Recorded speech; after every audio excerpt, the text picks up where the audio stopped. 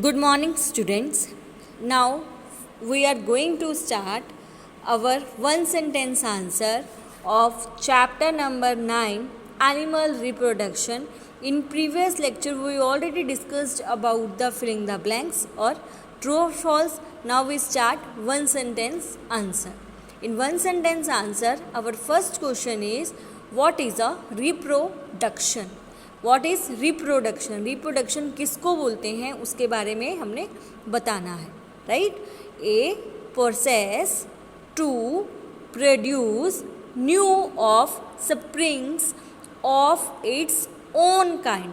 ऐसा प्रोसेस जिसमें प्रोड्यूस करना न्यू ऑफ स्प्रिंग को, मतलब नए बच्चे को प्रोड्यूस करना अपनी तरह के न्यू ऑफ स्प्रिंग को जन्म देना या प्रोड्यूस करना, उसको क्या बोलते हैं? रिप्रोडक्शन बोला जाता है.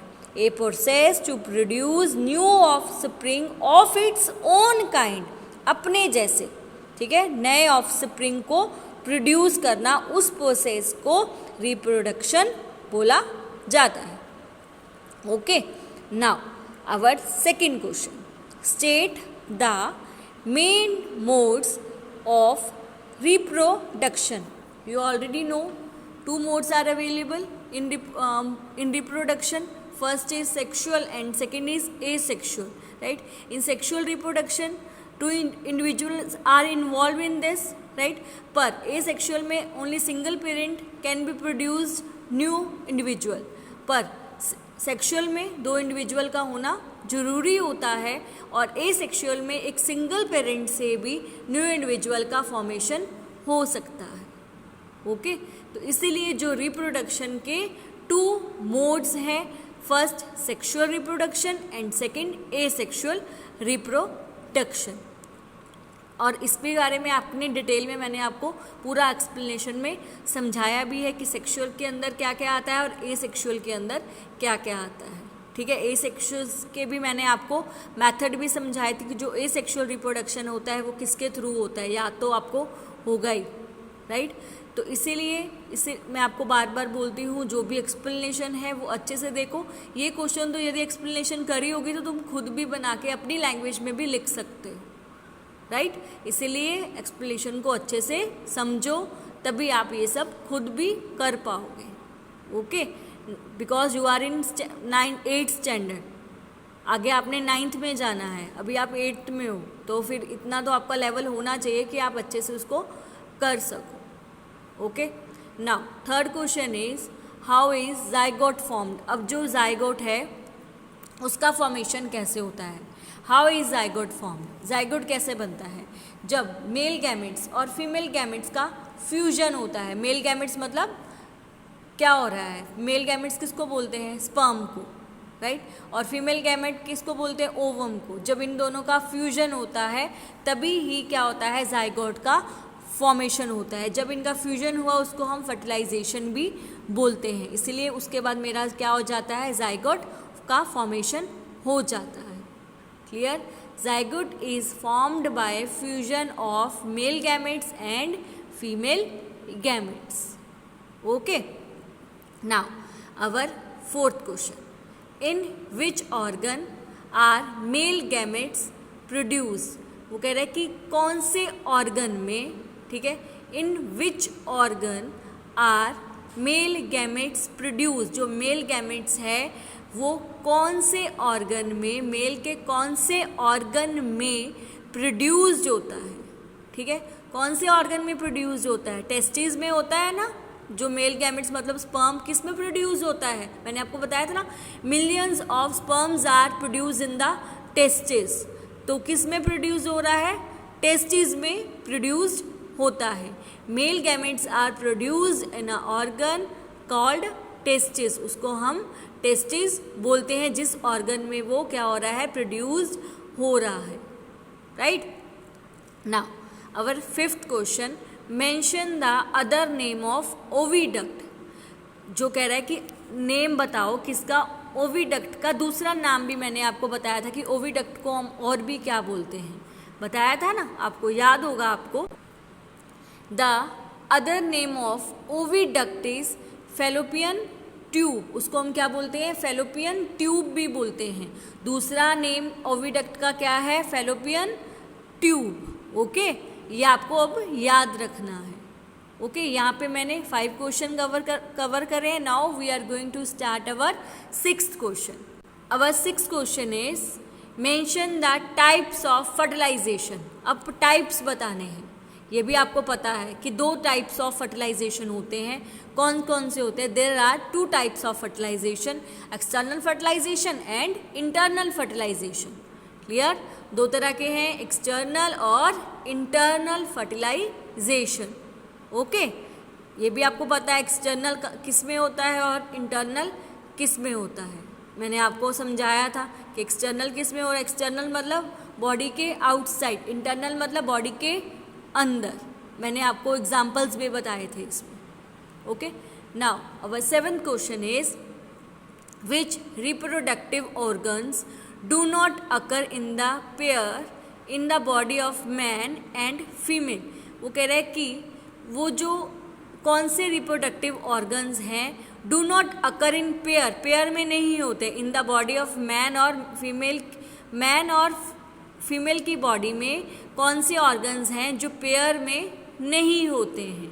ठीक है, कौन से रिप्रोडक्टिव ऑर्गन है बताना है आपको। Answer is penis in man and uterus in women do not occur in pair. जो पीनस होता है, ठीक है, जो क्या है, पीनस है इन मैन में और यूट्रस है इन वुमेन में, वो अकर नहीं होते हैं पेयर में। Clear? Penis in man and uterus in women do not occur in pair. Okay, now next 8th question is what is called a fertilization. Fertilization किसको बोलते हैं? टाइप्स बताई थी, अब उसकी डेफिनेशन बतानी है, किसको फर्टिलाइजेशन बोला जाता है। ठीक है, a process of fusion of sperm and ovum in sexual reproduction is called a fertilization. ऐसा प्रोसेस जब फ्यूजन होता है स्पर्म एंड ओवम का इन सेक्सुअल रिप्रोडक्शन में, उसको हम फर्टिलाइजेशन बोलते हैं। Clear? Now next, what are called test tube babies. अब जो टेस्ट ट्यूब बेबीज किसको बोलते हैं उसको हमने बताना है आपको। आंसर है बेबीज बॉर्न IVF। IVF को क्या बोलते हैं? In vitro fertilization. ठीक है, तो जो बेबीज़ IVF के द्वारा, IVF टेक्निक के द्वारा बॉर्न होते हैं उसको हम टेस्ट ट्यूब बेबीज़ भी बोलते हैं। Babies born IVF techniques are called a test tube babies. Okay, babies born IVF techniques are called a test tube babies. Right? Now 10th question is give the examples of viviparous animals. हमने 2 तरह के animals पढ़े थे। विविपेरियस में हमने क्या पढ़ा था कि जो एनिमल्स क्या करते हैं, सीधा बर्थ देते हैं यंग वंस को। जब जो एनिमल्स बर्थ करते हैं, बर्थ देते हैं, उनको विविपेरियस एनिमल्स बोलते हैं। राइट? तो उसके एग्जाम्पल्स बताने हैं जो विविपेरियस एनिमल्स हैं। जैसे ह्यूमन है, वो भी विविपेरियस है, काऊ है, डॉग है, और भी बहुत सारे एनिमल्स हैं जो विविपेरियस एनिमल्स बोलते हैं हम जिसको। ठीक है, ये मैंने एग्जाम्पल्स बता दिए, ह्यूमन, काऊ, डॉग, ये क्या है, viviparous animals. Right? Now our next question is, अब वो कह रहा है कि what are animals that lay eggs called. जो एनिमल्स एग्स ले करते हैं उनको क्या बोलते हैं? The animals which lay eggs are called a oviparous. मैंने आपको बताया था ना, 2 तरह के पढ़ाए थे मैंने, वीवी और ओवी। तो वीवी में जो यंग वंस को बर्थ देते हैं और ओवी में जो ले एग्स करते हैं, उन एनिमल्स को ओवीपेरियस बोलते हैं। Right? The animals which lay eggs are called a oviparous animals. Clear? उनको हम ओवीपेरियस बोलते हैं जो ले एग्स करते हैं। Right? Now next, where does the foetus develop in animal which show external fertilisation.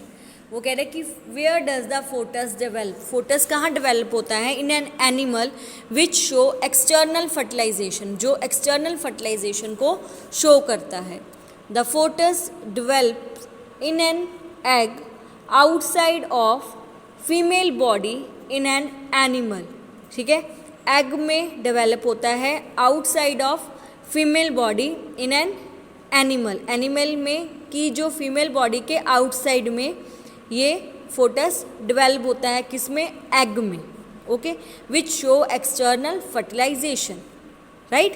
The foetus develops in an egg outside of female body in an animal which show external fertilization, वो external fertilization को show करता है, ठीक है। Internal में तो वो uterus में डेवलप होता है ना, तो इसमें वो क्या हो रहा है, एग में डेवलप होता है, क्लियर। इसी कारण वो एक्सटर्नल फर्टिलाइजेशन को शो करता है, right. Now next 13 question is when does mother give birth to the baby, कब जो मदर है वो बर्थ दे देती है बेबी को, कब होता है, when the development of the photos is complete, जब यूट्रस में क्या हो जाती है, फोटस की डेवलपमेंट है, एक बेबी की पूरी डेवलपमेंट कंप्लीट हो जाती है, तब मदर क्या है, बेबी को बर्थ देती है। When the development of the fetus is complete in uterus of the mother's body, right? Mother's body में जब यूट्रस में फोटस की डेवलपमेंट कंप्लीट हो जाती है, तब वो बर्थ देती है किसको, बेबी को, right. When the development of the fetus is complete in uterus of mother's body, she gives birth to the baby. Okay, यहाँ पे मेरे 1 सेंटेंस आंसर फिनिश्ड हो गए हैं। अब हम नेक्स्ट वीडियो में शुरू करेंगे, ओके। आज का ये तुम्हारा है, आपको अच्छे से 13 क्वेश्चन लिखने हैं और समझने हैं, लर्न करने हैं, ओके।